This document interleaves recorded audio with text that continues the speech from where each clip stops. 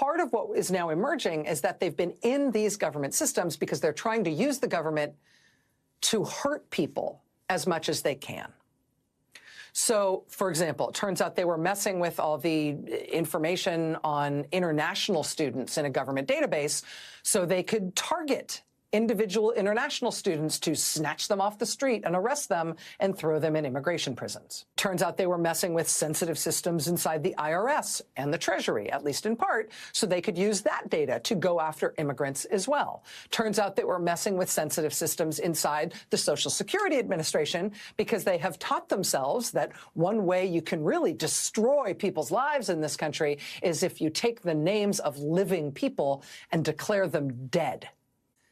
We've now got a brand new set of allegations that we've never encountered before, thanks to a whistleblower in IT who has the technical skills to actually see what they're doing and who has now come forward to Congress and to the Office of Special Counsel, which protects whistleblowers. He has come forward to explain something else that he believes these guys are doing that we didn't know before.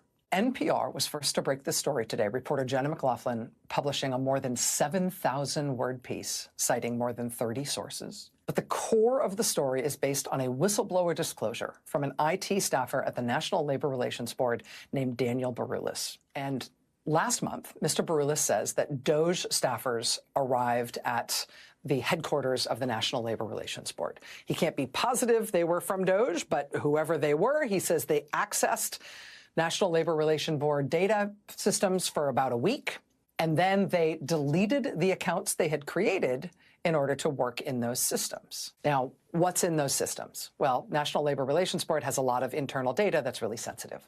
The point of that agency is they adjudicate labor complaints at various companies. So their internal systems include a lot of really sensitive proprietary data about U.S. companies and about their employees and about unions and about whistleblowers. It includes really sensitive stuff like witness testimony and legal information about ongoing cases. He believes DOJ staffers took steps to make sure that whatever they did while they were inside the systems at the agency was not logged.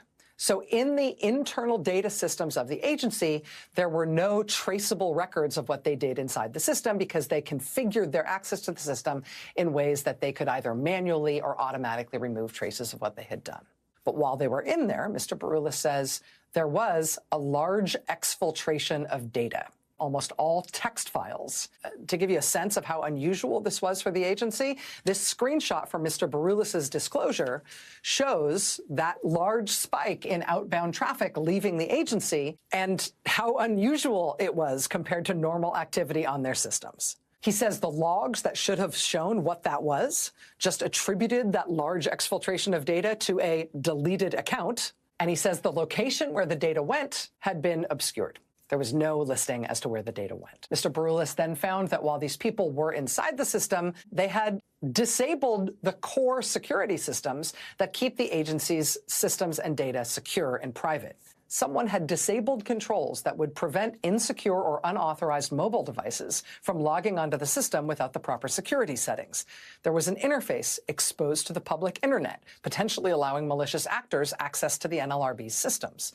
Internal alerting and monitoring systems were found to be manually turned off, and multi-factor authentication was disabled. I noticed increased logins blocked by our access policy due to those logins being out of the country. For example, in the days after DOJ accessed NLRB's systems, we noticed a user with an IP address in Russia started trying to log in. Those attempts were blocked, but they were especially alarming. Whoever was attempting to log in was using one of the newly created accounts that were used in the other DOJ-related activities. It appeared they had the correct username and password. Now, these attempted logins from Russia were only stopped, quote, due to our no out-of-country logins policy. But there were more than 20 such attempts. And what is particularly concerning is that many of these login attempts occurred within 15 minutes of those accounts being created by DOJ engineers. Mr. Baroulis says that within the agency, they saw enough to convene a formal review of what they perceived to be a serious breach, a theft of the agency's sensitive data. They started their formal review. They prepared a request to CISA, the cybersecurity agency at Homeland Security, to help them investigate.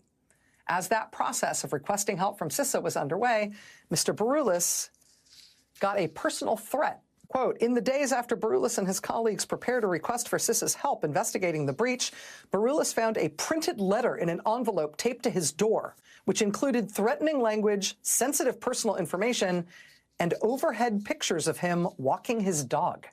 It is unclear who sent it, but the letter made specific reference to his decision to report the breach. Law enforcement is investigating the letter.